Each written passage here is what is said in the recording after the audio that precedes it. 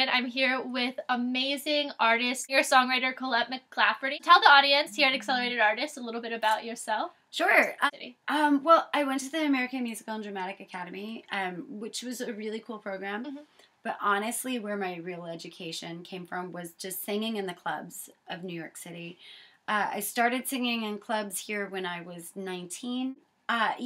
Going to different blues jams, open mics, booking my own gigs, and oftentimes, playing with people that were touring with national artists, international artists. When I was focused, a lot of people say, oh, the entertainment industry is so hard. It is, but also a lot of people don't do the work, know.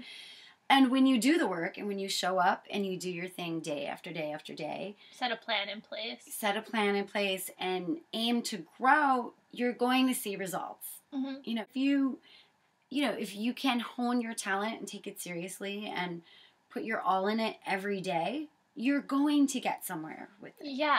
And it seemed like you did. You achieved a lot of goals. You were in a band, Edible Red. Edible Red, yes. Yeah, which had a lot of success. Yes. It had a really strong presence on MTV. During the MySpace age, it was really kind of up and coming. We had some nice tours in Holland, and we were selected by MTV Buzzworthy for our cover of Hey Ya.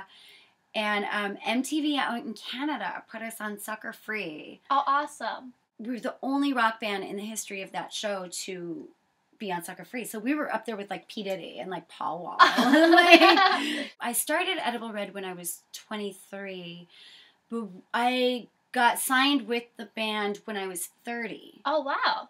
Which is really interesting because when I turned 27, a lot of industry people started telling me that I was too old and that my window had closed.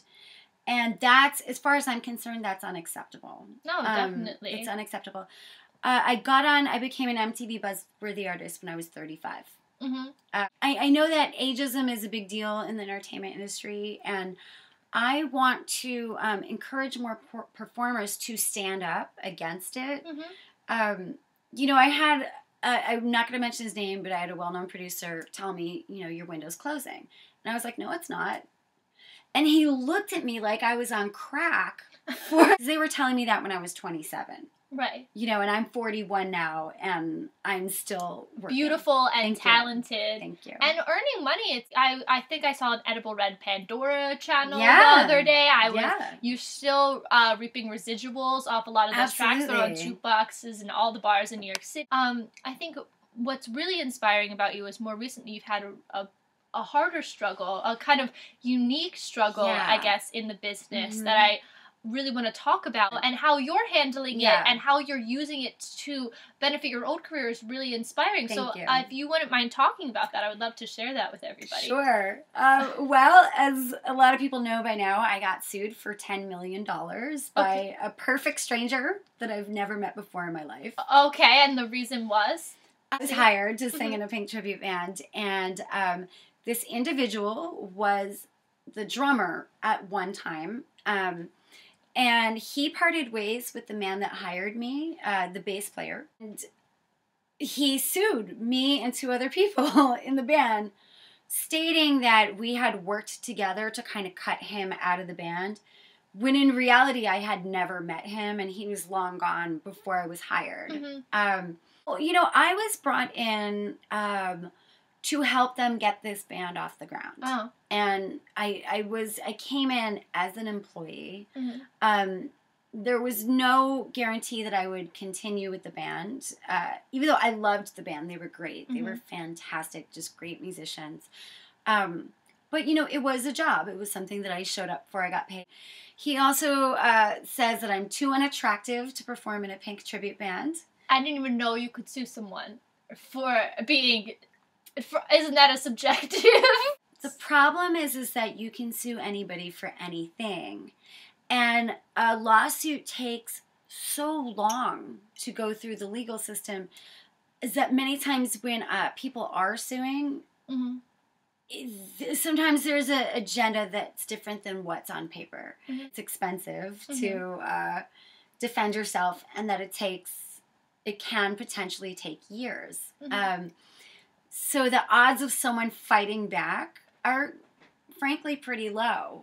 But I decided to fight back because I felt that it was unacceptable that I was put in this situation. And as an artist, I mean, that's a sizable amount. Even like someone like yourself who really plans for their gigs and makes their living by an artist. You don't have any other source of income. Exactly. You're just a performer. You're able to sustain your lifestyle that way, but it's just kind of, that seems to be a lot for a Pink tribute band. How many times did you actually sing with the band? I sang once. Okay, once. I mean, I'm sure it was a $10,000 performance, but I don't know. It was a $10 million performance. But I mean, and as artists, you know, this is how it works. You know, you get, it's never really a steady employer. Exactly. It's different performance opportunities, different gigs. And so you weren't doing anything wrong. You were doing everything, you know, it seems right. And so I guess when I heard this story at first, I was shocked, as I'm sure our viewers will also be. But I think what I found most inspiring about you is how you've kind of turned it. And you're starting to make this really become a business move for you in a very unique way. Yeah. And I kind of want to talk about what you're doing on a social level, but also what you did press-wise, I guess, as when you found this out, which was kind of ingenious, I thought. So I called up the New York Post because they had written about me during Occupy Wall Street. However, they focused on the fact that he said that I was too unattractive to be in a Pink tribute band. Which, you know, as a performer who's constantly fighting and advocating against ageism in the performance industry, that had to be kind of a serious blow. Absolutely. Well, first of all, I thought it was completely ridiculous that was going into a lawsuit. But here's the thing. It's a detail of the case. I do think it is an important detail because that's something that a legal professional really just shouldn't be doing, in my opinion. But it's not what the case is about. Mm-hmm. So it's like, as if it's not stressful enough that I'm getting sued, I open up the paper and I see this. And, you know, at first I'm laughing and then I'm in shock. And then I'm like, wow, this is actually very messed up. Yeah, and I mean, it goes to emphasize, you know, the ageism in the entertainment industry. Absolutely. Well, first of all, there was absolutely no mention of my age in the lawsuit whatsoever. And the plaintiff didn't know I was 40. I made it a point to tell the New York Post I was 40. I make it a point in every interview and I'm 41 now, and that's something that I want everybody to know. Because telling an artist that they cannot have a career in their field because of their age, it's no different than any other form of discrimination in any other occupation. This is my age.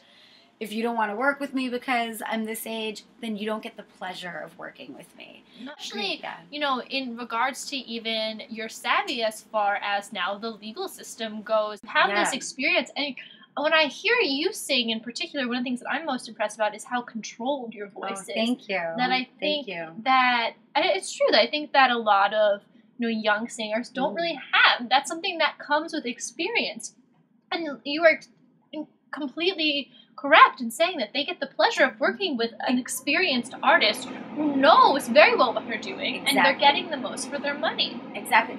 The way I look at it, with every year, my value as an artist goes up. Nobody gets to tell me my window is closing. You have found the power in saying no. Thank you for your time. Yes. You're never disrespectful. I appreciate you coming to me and working with me, but you are not the type of person that I think understands my brand and what I'm selling. Absolutely. And really don't want you on my team. Absolutely. I don't need you on my team. Absolutely. And I think the way that to change that is for men and women. To just embrace who they are, what they stand for, and what they sell, and understand that there is room in the creative field for everybody. Yeah. There's a confidence level, you know, and understanding who you are, and that's sexy. Owning who you are, taking control of that brand, of what you sell, who you are as an artist, is sexy. Feel no shame for what you are. Whatever it is you are. If you are 4 feet tall, own being 4 feet tall. You know, if you're hairy on one half of your body, own it. You know, if you got sued for $10 million and the world reported that it was because you were old, ugly, and untalented, I mean, I don't own that, but I own that it happened to me. And it informs the artist and the brand and what you're going to be selling. You're still seeing the success. You're not even at your pinnacle yet. Starting to write a book. I'm 26 chapters in. It's called Passion and Scars, Confessions of a Bad, Ugly Singer.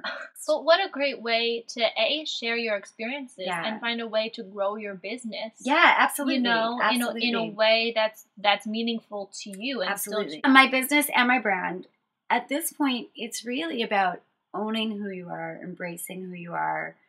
Kind of, it's a little bit raging against the machine. Like, the whole your windows closing thing. It's BS. If you're an artist, you're an artist for life. If you have talent, you have talent for life. If you have a vision, you have vision for life. There's an audience for everything as long as you do it well and you're 100% committed to it. Where can people find out more about you? Well, you could come to my Edible Red page on Facebook. I still update there. I'm working on a new website. And you can also just find me on Facebook, Collette McLafferty, SoundCloud. Edible Red online. This is Collette McLafferty. She is a fantastic inspiration. Thanks so much for sitting down with us. And Accelerated Artist. Thank you. Thank you, Accelerated Artist.